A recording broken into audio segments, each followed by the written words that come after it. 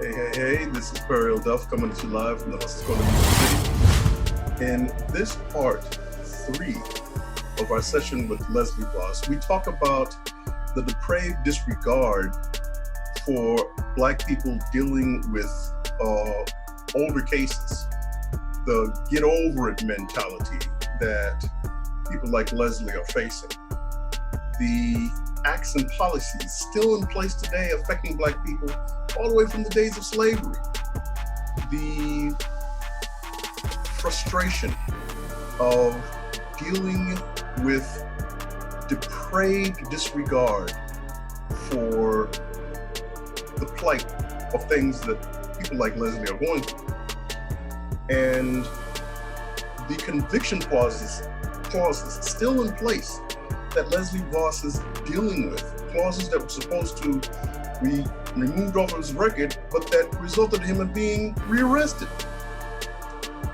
And Black politicians that come from famous historically Black colleges and universities that throws people like Leslie Vass, you and me, under the bus for their political careers. But most of all, we talk about the prediction that I give of the upcoming exoneration of mass exonerations of Black men. So if you like this show, please continue to join us. And as always, share, leave a comment, and don't forget to subscribe. This is Duff coming to you live from the Hustle's Corner in New York City, saying thank you and enjoy the show. Listening to all of this, Jeanette, remember our other guest, James Ellis? Now he says he was railroaded in Ohio. Now we're hearing yours.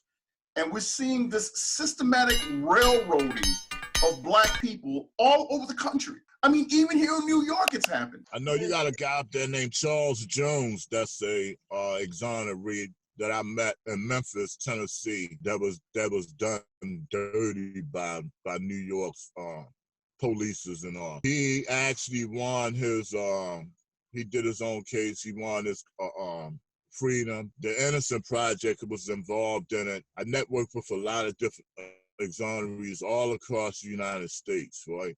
You know, and my thing is, I be trying to explain to people that one of the hardest things about this thing is to know that what was done purposefully.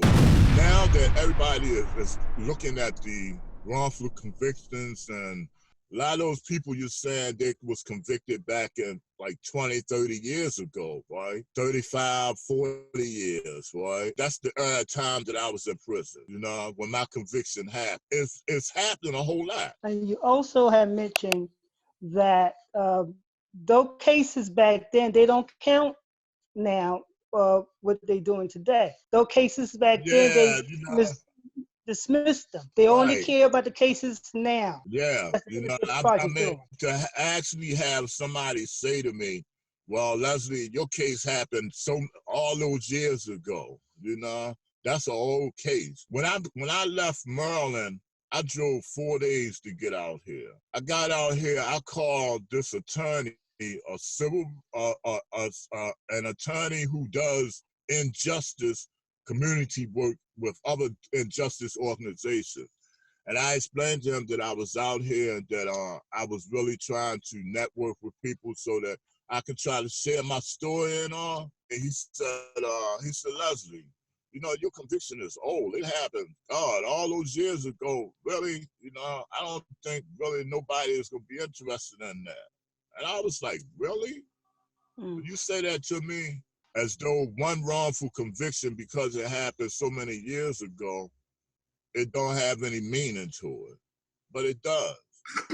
You know, that gets me when people do that. That really, that gets under my skin. Yeah. What happened years ago doesn't matter. You wouldn't say that if it happened to you. Right. I know. Slavery days is over. Get over it. But yet they're still lynching us out there. There's still sharecropping. There's still the 94 Housing Act.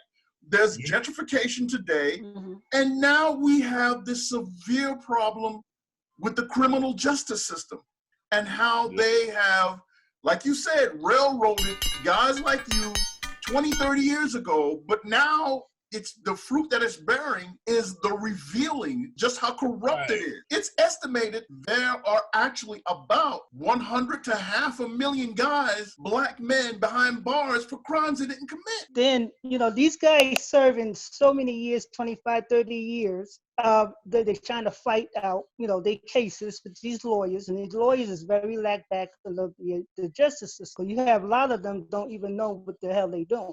One of the things that I've found that's been a problem for me, and I'm gonna be truthful with you, I find that they don't want to respect, or they don't respect individuals who've actually done their own case and didn't have the assistance of different organizations, because it doesn't give them the opportunity to capitalize off of the person's story. And that's the part that really gets me. Injustice is injustice. It's no one case is more important than the other. Anytime that you have injustice that's committed against a person and they are wrongfully in prison, I don't care if it's for 10 seconds, it's wrong. You actually have to struggle to try to show what was done, and then people take it and look at it like, you know, oh, it really don't matter because it happened so long ago. But look at the after effects of this. My case happened in 1975 when I was 17. I'll be 63 years old in September. I applied for a job and drove all the way from Maryland all the way out to California just to have the employer tell me now that they did a background check, they call a live scan, and the conviction that I received a full unconditional pardon for has come up again. The same conviction that in 1998, the state of Maryland awarded me an additional $50,000 and told me that that conviction would never come up again. Here it is, 2020, January, and I'm still dealing with this. Yeah, but Leslie, don't you think you should have went for a hell of a lot more money? I mean, that's $1 million case you're talking about here.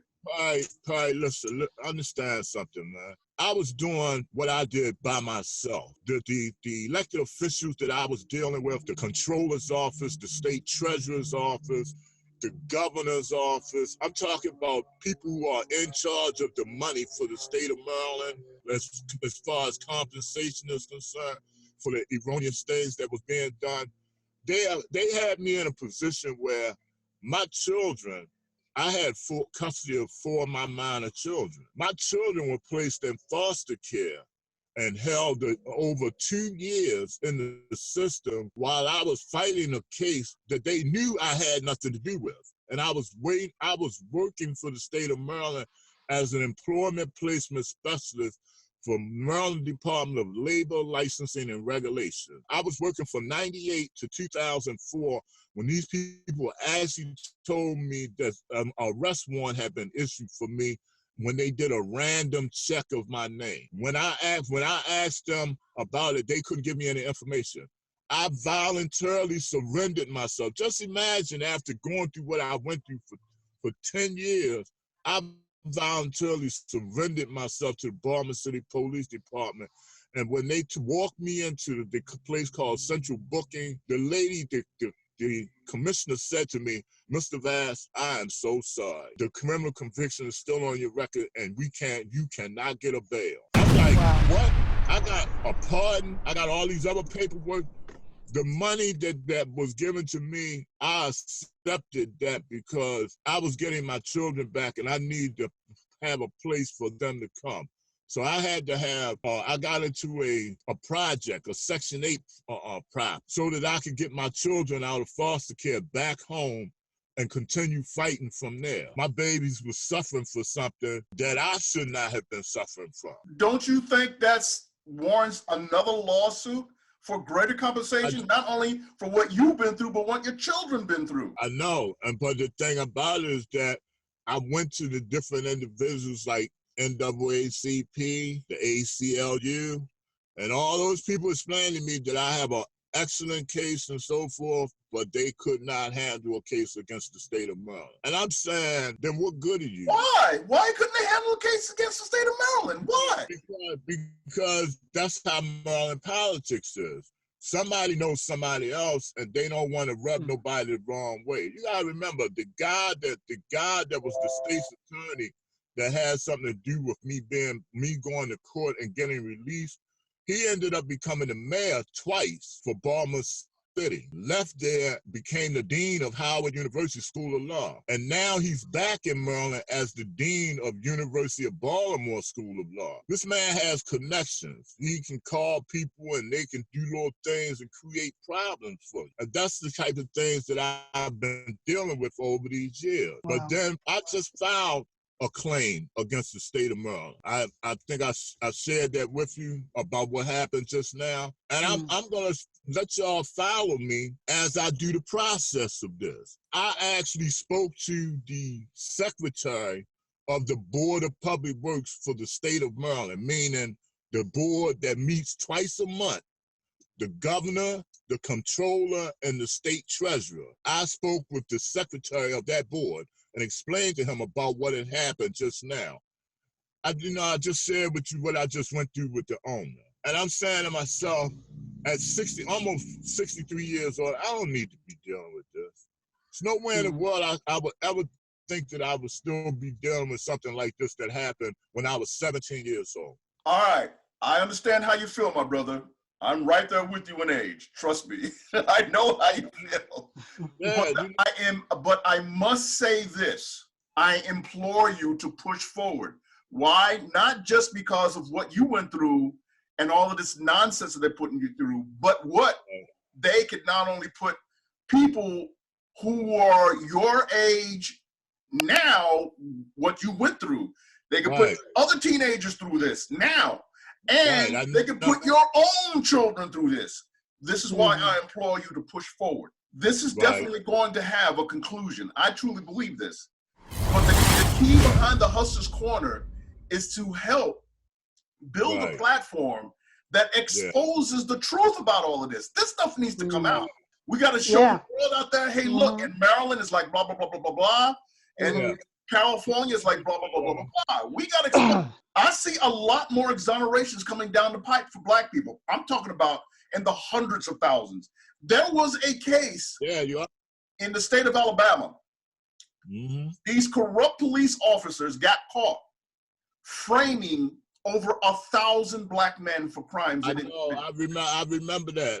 I read all about that. All that stuff is stuff that I stayed in Mississippi, Alabama, New Orleans, Ohio, South Carolina. Look at the guy down there in South Carolina. Oh my God, I can't think of his name. He locked up 43 years, and these people still hold him in North Carolina, not South Carolina, North Carolina. And all the evidence show that these people fabricated this case against this guy. But his case just went to the Fourth Circuit and they denied. And I said to myself, this is totally ridiculous when the law itself, the evidence and everything shows that the person is innocent, but because of the individuals that was in power and the attitude of their biased attitude, they actually keep a person confined based on that. And that alone, just that alone. And irregardless the evidence and the fact that it wasn't applied properly, you're still gonna hold somebody. That shows mentally where they at. This concludes this session of the Hustler's Corner in New York City. If you are a person that's incarcerated and you have books that you'd like to get out and you want to share your story, come share your story on the Hustler's Corner in New York City Tales from the Bid series. If you are a person who has been wrongfully convicted of a crime that you did not commit and you want to share your story, come share your story on the Hustler's Corner New York City Victims of the System series. If you are a person who has been self-reformed, active in the community, came out of a past nefarious life to a more positive one, and you want to share your story, come share your story on the Hustler's Corner New York City Legends of the Hood series. If you are a Black business owner and you want to share your story of how you got your business off the ground, and how you faced many challenges to succeed. Come share your story on the Hustlers Corner New York City Black Business Movement series.